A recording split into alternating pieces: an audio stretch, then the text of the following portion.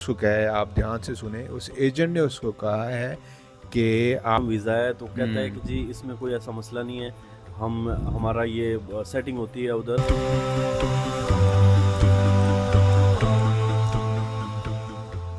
अस्सलाम वालेकुम, I am Khurram Sherar and you are watching my channel angry Sheri. और मेरे दूसरा चैनल है ज़ूम विद शेरी, उसको भी सब्सक्राइब कर लीजिए क्योंकि डेली ट्रैवलिंग व्लॉग उस पर अपलोड होंगे। इस पर सिर्फ इंफॉर्मेटिव व्लॉग्स अपलोड होंगे। और आज की वीडियो में आपको एक स्कैम के बारे में बताऊंगा। यूजुअली मैं स्कैम वीडियोस काफ़ी जगह बता चुका हूँ। Scam videos of work permit in Azerbaijan, तो उसी की सीरीज़ है। और यहाँ पे एक पाकिस्तानी लड़का आया है और उसने बताया कि मेरा स्कैम हुआ है। सबसे पहले मैंने उससे चीज़ें वेरीफाई की हैं, डॉक्यूमेंट्स, कॉन्टैक्ट, वाकई उसके साथ स्कैम हुआ है। फिर वो अपनी मर्ज़ी से आके उसने इंटरव्यू देने की रिक्वेस्ट की है। मैंने कहा ठीक है, मोस्ट वेलकम, इससे और लोगों को भी फ़ायदा होगा। और इसी वजह से इस चैनल पे मैं इस तरह की वीडियोस बनाता हूँ। और ट्रैवलिंग व्लॉग्स आपसे इस चैनल पे नहीं अपलोड होंगे, डेली व्लॉग्स।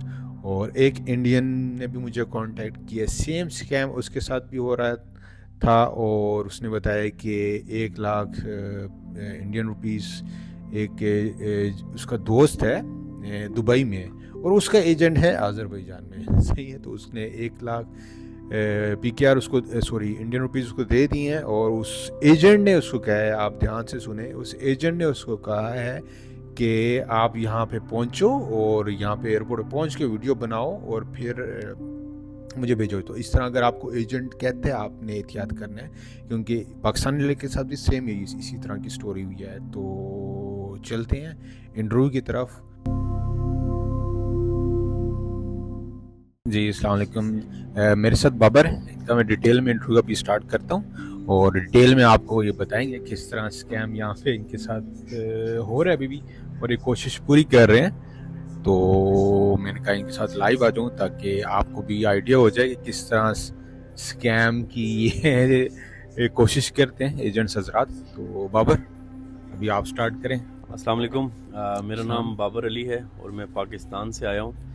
और मुझे पाकिस्तान से एक एजेंट की टेक्निकल रिक्रूटमेंट सर्विसेज, जो कि 6 रोड पे एक एजेंसी है, एमन इंटरनेशनल ट्रेवल्स के नाम से भी इनकी एक एजेंसी है। कौन सी सिटी में? ये 6 रोड रावलपिंडी में है पिंडी सर। में, ओके जी सर। Okay okay okay. और वहाँ से मुझे 7 लाख रुपए मेरे से लिया गया। और पहले जो मुझे वीज़ा इशू किया गया उस पर वर्क कैटेगरी लिखी थी, तो जिस वजह से मैंने उनको 7 लाख रुपए पेमेंट कर दी। लेकिन वो वीज़ा उधर ही एक्सपायर हो गया। जब मैंने उससे पूछा कि ये वीज़ा एक्सपायर हो गया है, तो उसने कहा कि हमारा मसला ये हम हल कर लेंगे, आप परेशान ना हो, आपका टिकट फलानी तारीख का बुक है। ओके। सो जिस तारीख को मैंने आना था उसी तारीख सुबह के टाइम उन्होंने मुझे टिकट जारी किया, सॉरी वीज़ा जारी किया, ई वीज़ा। और वो कौन जो सी कैटेगरी का था? जो दूसरा था और टूरिज्म टूरिज्म कैटेगरी का, का था। ओके। जी। तो जल्दी में, क्योंकि सुबह के टाइम था, तो मैंने फिर वो इतनी ज़्यादा उससे बात ना कर सका। इतनी बात ज़रूर हुई थी कि सर ये टूरिज़्म वीज़ा है, तो कहता है कि जी इसमें कोई ऐसा मसला नहीं है, हम हमारा ये सेटिंग होती है उधर और हम उसका तरतीब कर देते हैं, आपका कोई मसला नहीं ऐसा। फिर जी मैं पाकिस्तान से आ गया। बस ये मेरी मिस्टेक है कि मैंने उधर उसके बिलीव कर लिया, ट्रस्ट कर लिया। ओके। क्योंकि हम मोस्टली पाकिस्तानी ब्लाइंड ट्रस्ट कर लेते हैं, क्योंकि हालात काफ़ी हमारे मुश्किल होते हैं। तो हम चाहते हैं कि जी जहाँ से भी हमें कोई अच्छी एक अपॉर्चुनिटी मिल रही है, तो हम किसी भी तरह कहीं से भी पैसे करके उसको अवेल करें। सही। ये हमारी सबसे बड़ी प्रॉब्लम है। तो मैंने फिर उधर से आ गया। और जब मैं एयरपोर्ट, बाकू एयरपोर्ट पे पहुंचा, तो यहाँ पे मैं सुबह 7:15 बजे मेरी फ़्लाइट लैंड हो चुकी थी। और तकरीबन 3:30 बजे मुझे इधर से पिक किया गया। ओके। और सॉरी, वो आपको कोई वीडियो की रिकॉर्डिंग करने का भी कह रहा था कि वीडियो की जी रिकॉर्डिंग हाँ, करके जी भेजो? हाँ, बिल्कुल। वो मुझे यही कह रहा था कि जी आप वीडियो रिकॉर्ड करें और उस वीडियो में आप बाकू एयरपोर्ट को दिखाएं और उस वीडियो में बोलें कि जी मैं खैर खरीद से पहुंच आया और अहमद ट्रैवल से आया हूँ, नाम ले मेरा, और ये सारी तरतीब। Okay okay. ठीक है।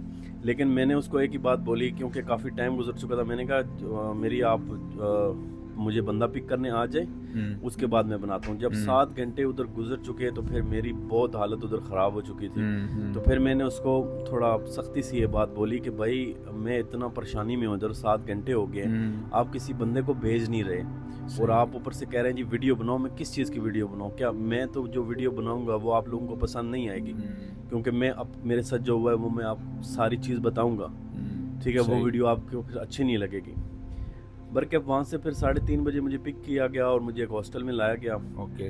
हॉस्टल का पहला दिन गुजरा। दूसरा दिन से हॉस्टल वाले जो थे, ज़ाहिर बात है उनका एक अपना बिज़नेस है, अपना एक सेटअप है, एक निज़ाम है उनका। तो उन्होंने मुझे रेंट का कहना शुरू कर दिया। इसने कोई रेंट भी क्लियर नहीं किया था। बहुत मुश्किल के साथ उसके एजेंट के साथ, अहमद के साथ मेरा रब्ता हुआ। तो वो कहता है जी मैंने फ़लाने बंदे को रेंट दिया है, पैसे दिए हैं, उसने नहीं दिए, तो ये मैं क्या करूं ये, और इस तरह की वो बातें करने लगा जिससे कोई हमें अथेंटिक कोई बात नहीं मिल रही थी। फिर उसके बाद मैंने उसको फोर्स किया और उन्होंने मुझे हॉस्टल से बाहर निकाल दिया था। तो मैंने उसको अपनी वीडियो बना के, अपनी पिक्चर बना के भेजा कि भाई मुझे अब हॉस्टल से बाहर निकाल दिया गया है। सो काइंडली, बारिश भी लगी हुई थी उस दिन, ये 3 मई की बात है, तो बारिश भी लगी थी। तो मैंने कहा मुझे बाहर निकाल दिया गया, तो आपकी बड़ी मेहरबानी होगी, आप पेमेंट क्लियर करें, और ये जो आप अपने आपस में आप लोगों ने जो पैसे डिवाइड करने हैं ना एजेंट्स ने मिलके, ये बाद में करते रहिएगा, पहले मेरा मसला हल करें। फिर उसने पेमेंट कर दी? जी सर, उसने पेमेंट Okay. 8 दिन की थी। 8 दिन की? जी, 8 Okay. दिन की पेमेंट की थी। सो और अभी 8 दिन ख़त्म हो चुके हैं। अभी अच्छा, Babar to cut you short, अभी मुझे बताओ कि आपका टूरिस्ट वीज़ा लगा हुआ है, जी तो ये तो मैंने आपको बता भी दी और आपको यहाँ आके पता लगा है कि ये कन्वर्ट नहीं हो सकता, बिल्कुल। तो उसकी तरफ से क्या अभी रिस्पॉन्स है कि मैं क्या आपको जॉब इस वीज़े पे लगवा दूंगा, उसकी क्या कमिटमेंट है? ये थोड़ा सा शॉर्ट जी बता सर, इस हवाले से मैं ये बताता चलूँ आपको कि वो मुझसे लगातार राब्ते में है और मुझसे राब्ता करके यही कह रहा है कि जी बंदा आएगा और आपको लेके जाएगा और आपकी जॉब करवाएगा। पहले कंस्ट्रक्शन साइट का उन्होंने बोला, तो मैंने इनकार किया कि मैं इंडोर हेल्पर की कैटेगरी में आया हूँ, लेबर कैटेगरी में, तो मैं कंस्ट्रक्शन साइट पे मेरा कॉन्ट्रैक्ट नहीं है।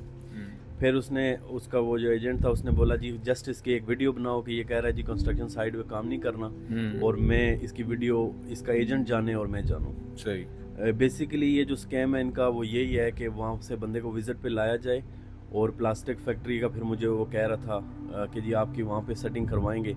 तो मैंने उसको एक ही बात बोली कि मैंने इलीगल काम करने के लिए नहीं आया हुआ, क्योंकि टूरिज़्म का मतलब इज़ जस्ट टूरिस्ट वीज़ा, मतलब सैर व सियाहत इसको कहा जाता है। इस पे आप वर्क नहीं कर सकते, और अगर आप वर्क करेंगे तो ये इलीगल है। तो मैं इलीगल काम करने के लिए तो आया नहीं हूँ, मैंने लीगल के इतने पैसे भरे हैं, ठीक है।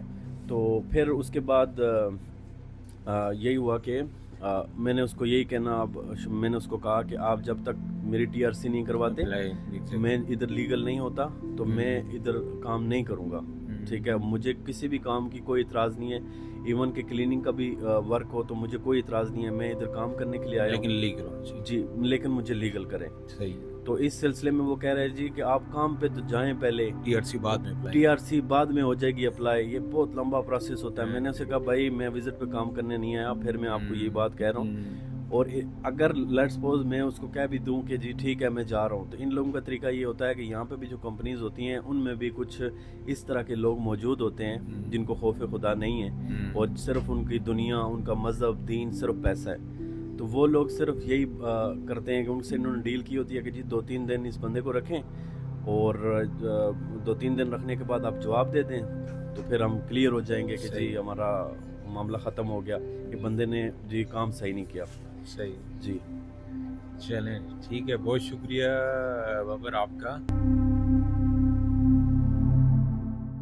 जी सर, मैंने पाकिस्तान में भी सर्च किया था इस बारे में, ठीक है। और आपकी वीडियोस मैंने पाकिस्तान में ही देखी थी, और आपका जो वीडियोस हैं वो बहुत ऑनेस्ट आपके रिव्यूज़ होते हैं, और मुझे बहुत खुशी हुई कि आप जैसे लोग भी इस दुनिया में मौजूद हैं, क्योंकि आजकल जितने भी लोग हैं सारे बस अपने वो चूरन बेचने में लगे हुए हैं, और सच्ची बात और ऑनेस्ट बात कोई नहीं बताता।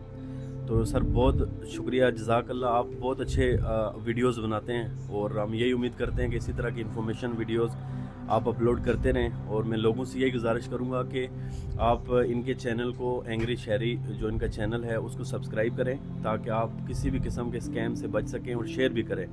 और अगर आप मेरे चैनल को देखना चाहते हैं तो टूर्स 13G चैनल का नाम है, आप उधर चेक कर सकते हैं, मैंने वीडियोस डाली हैं उधर।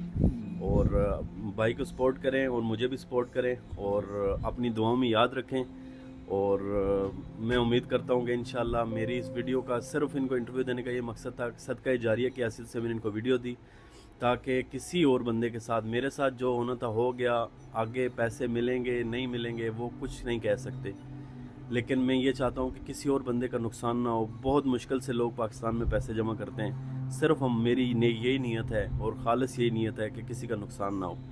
तो अल्लाह ताला सबको, आप सबको अपने हिफ्ज़-ओ-मान में रखे और इंडिया पाकिस्तान के हालात बेहतर हो जाएं और दोनों तरफ इंसान रहते हैं। अल्लाह ताला हमारे हुक्मरानों को समझ अता फरमाएं और वो इंतशार में ना पड़ें और प्यार मोहब्बत का दर्स दें। और बस मैं यही कहूँगा कि दुआ में याद रखें और अपनी अपनी आप हमें सपोर्ट करें। थैंक यू, बहुत शुक्रिया, बहुत शुक्रिया।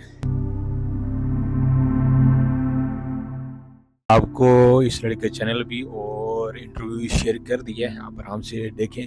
और एंड में मैं आपको बता देता हूँ, जिस तरह इस भाई ने कहा कि एजेंट हज़रात ज़्यादातर क्या करते हैं कि आपको कहते हैं कि जब आप एयरपोर्ट पे पहुँचें तो वहाँ वीडियो रिकॉर्ड करके दिखाएं। तो कल ही मुझे एक और इंडिया के लड़के ने भी कांटेक्ट किया है, तो उसका मैं स्क्रीनशॉट में जो उसने मुझे मैसेज भेजा वो भी मैं शेयर कर दूंगा। सेम यही चीज़ उसने भी मुझसे कही है कि उसके एजेंट ने भी ये कहा है कि आप जब उधर पहुंचे, जिस तरह आपको कहा था कि आप वीडियो रिकॉर्ड को भेजें, तो उसको मैंने डिटेल में बताया कि भाई मैं एक पाकिस्तानी से भी मिला हूँ, उसके साथ भी सेम स्कैम हुआ है और वीडियो भी उसको कहा है कि कहा के भेजें, तो आपने ये गलती नहीं करनी। और उसे यही कहें कि मैं वीडियो तब बनाऊंगा जब आप यहाँ पे मुझे जॉब दे देंगे, मेरी TRC अप्लाई हो जाएगी और अप्रूव हो जाएगी। तो ऐसे ही इस तरह की कोई अगर वो आपके एजेंट आपसे डिमांड करें तो आपने कोई इस तरह की वीडियो बना के नहीं भेजनी। और मैं यहाँ का जो आप अगर आप पाकिस्तान से हैं या इंडिया से हैं, अगर इस तरह का स्कैम होता है यहाँ पे आके आप अपनी एम्बेसी से कांटेक्ट करें और यहाँ पे जो कंप्लेंट नंबर मैं आपके साथ शेयर कर दूंगा उस पर कंप्लेंट भी कर सकते हैं। ऐसा हुआ भी है यहाँ पे इंडिया से एजेंट्स काफ़ी बंदे लेकर आए, 4-5 बंदे लेकर आए या 8-10, और फिर यहाँ के स्कैम बागू से निकल गया है बाहर। तो उन्होंने फिर एम्बेसी कॉन्टैक्ट किया, फिर उस बंदे एजेंट को पकड़ा, फिर उन सबको वापस भेजा। तो इस तरह काफ़ी स्कैम स्टोरीज बहुत हैं इतनी हैं कि ये जो वीडियो ख़त्म नहीं होगी। तो ठीक है, मैंने आपको डिटेल में बता दिया। और कोई क्वेश्चन हो आप मुझसे इंस्टाग्राम पे पहुंच सकते हैं, फेसबुक पे कांटेक्ट कर सकते हैं। और अपना बहुत सारा ख्याल रखिएगा। अल्लाह हाफिज़।